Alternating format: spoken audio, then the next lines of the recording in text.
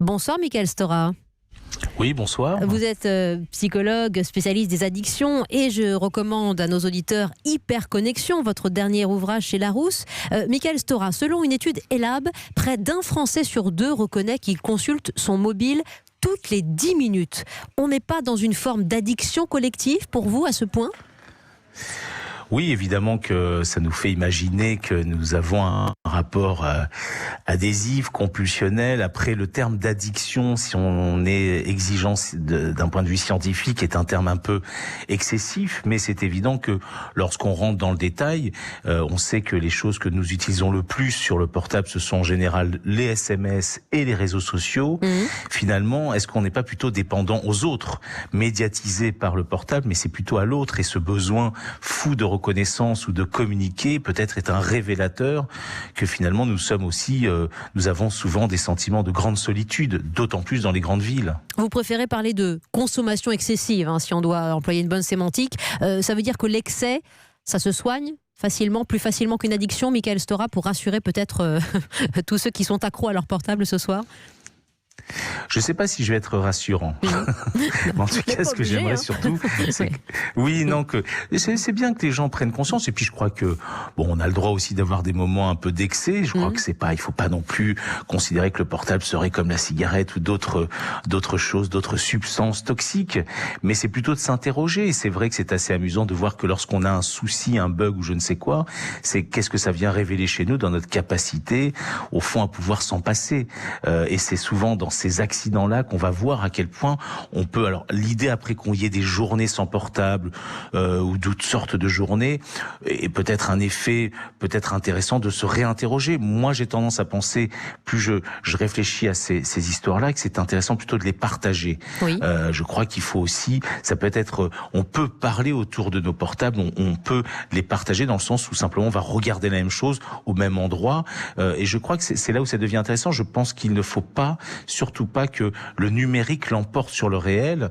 Il faut que le numérique serve le réel. À partir de ce moment-là, comme on peut le voir, il y a des applications totalement utiles et ça devient intéressant. C'est intéressant aussi d'en parler à l'heure où la 5G, le spectre de la 5G arrive dans nos vies, qu'on se dit qu'on va être encore plus immédiatement connecté à tout et donc dépendant à l'autre, pour reprendre votre terme. C'est inquiétant aussi dans cet excès de besoins qu'on nous sert finalement. Oui, c'est vrai que évidemment toute cette forme d'hyper-technologie, idéalement, devrait nous aider. Et on se rend compte lorsqu'on rentre dans le détail. J'ai envie de vous dire par exemple des réseaux sociaux, qui est quand même une des choses qu'on utilise le plus sur les mobiles. C'est de réfléchir à cette philosophie, d'une certaine manière, de ces réseaux sociaux, qui ne fait que nous tyranniser dans l'idée qu'il faut à tout prix aller bien, être performant, bien réussir. Mais c'est aussi notre société dans laquelle nous vivons qui est aussi comme cela. Parfois, je me demande à quel point l'utilisation du mobile n'est-elle pas révélatrice d'une certaine manière d'une société qui part dans des dérives de productivité intense, et à quel point est-ce qu'en effet l'idée de le mettre de côté serait comme une manière de se retrouver face à soi-même. Donc on pourrait se dire que ce qui est intéressant, c'est de l'utiliser avec beaucoup plus d'intelligence. En tout cas, puisque je sais qu'on aime bien parfois les bons conseils, personnellement j'ai quasiment enlevé toutes les notifications, parce que idéalement quand je l'ai acheté, je voulais avoir la main dessus, je voulais avoir une forme de maîtrise, et pour se rendre compte que toutes les notifications, par exemple, sont des sortes de pièges que l'on se tend. Vous ajoutez aux notifications le fait que nos téléphones portables sont devenus téléphones évidemment, mini-ordinateurs, livres, appareils photo, GPS. C'est pour ça que cet instrument fait partie de nos vies et qu'une journée sans lui, parce qu'on le qualifie quasiment, on le personnifie quasiment cet instrument, est devenu inconcevable pour certains. C'est vrai. Alors, il m'est arrivé il y a bien longtemps de dire que le mobile était une sorte de doudou sans fil. Et vous savez, le doudou a cette fonction de pallier comme ça à une sorte d'absence qui est celui de la mère. Et c'est évident qu'on voit bien à quel point on est convoqué à une sorte de rapport à l'absence, au manque. Mais au manque, comme je le disais, je répète, à l'autre, au grand autre. Mais et c'est là où c'est intéressant. C'est-à-dire que c'est pas parce qu'on est seul derrière son portable qu'on se sent seul. Mais peut-être que c'est là où ça vient révéler des choses, parfois pas toujours évidentes. Et puis en même temps, je crois qu'à force de vouloir nous protéger de nous-mêmes, ça nous infantilise. Donc je crois que c'est intéressant d'avoir une position un peu plus adulte et plus responsable par rapport à notre mobile. Michael Stora, je vais vous citer une scène que vous avez peut-être vue et que nos auditeurs ont partagée. Vous prenez le train, vous prenez l'avion, les gens ne se regardent plus, ne vous regardent plus, ils sont tous scotchés sur leur téléphone, leur tablette, dans le bus, dans le métro aussi, comme une secte. Enfin, c'est un peu inquiétant. Est-ce que vous pensez et je m'y inclus, on s'y inclut tous, est-ce que vous pensez qu'un retour en arrière est possible, ou qu'on est allé trop loin justement dans cette dépendance ? Je pense que là, le retour serait quasiment impossible, ou alors on se retrouve avec une sorte de grande panne mondiale et qui ferait que finalement on se retrouverait peut-être face à nous-mêmes et dans quelque chose. Alors, j'ai quand même envie de préciser avant, on se regardait, on se souriait, on partageait un café à la voiture. Vous trouvez ? Moi, je m'interroge, je me pose la question, ayant connu l'époque où il n'y avait pas de mobile, je trouve que par exemple, étant parisien, dans le métro ou le bus, les gens ne se souriaient pas plus que ça. Mais c'est vrai que parfois on se retrouvait par contre face à soi-même. Oui. Et ça, c'est plus compliqué. Et je pense qu'en effet, on ouvre le portable pour éviter parfois à certains moments de penser à certaines choses. On l'a vu d'ailleurs même avec l'arrivée des Walkman, des premiers Walkman, on voyait que les gens avaient besoin de s'extraire du monde.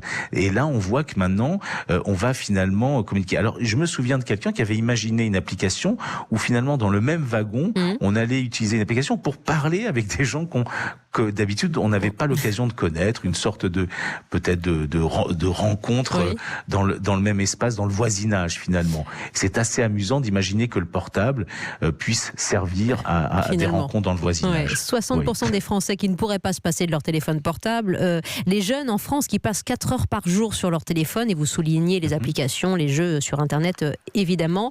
Le fait, pour terminer, que l'école interdise le smartphone participe peut-être aussi d'une philosophie de responsabilisation que les parents avec leur modèle ne donnent peut-être pas forcément, parce que quand on est rivé parent sur un portable et quand on dit à ses enfants de ne pas faire la même chose, c'est pas facile. Quand l'école s'y met, c'est peut-être plus simple.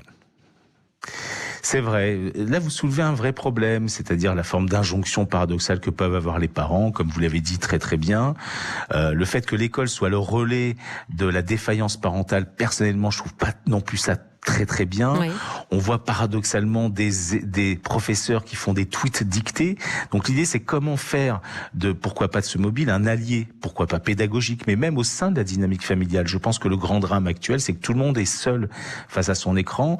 Et comme vous l'avez évoqué, une étude qui est parue dans une revue qui s'appelle Wired, qui est une revue très américaine, très geek, dit que finalement les plus connectés, ce sont les 35-49 ans et pas forcément nos ados.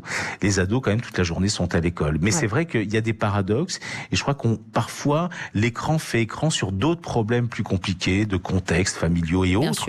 Et c'est c'est souvent là où on va repérer. Donc, faisons attention de ne pas se focaliser sur l'écran comme à l'origine de tous les maux de notre société.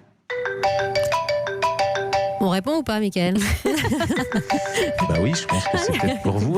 Allez, merci beaucoup, Mickaël Stora, psychologue spécialiste des addictions. Hyperconnexion, votre dernier ouvrage aux éditions Larousse. Merci.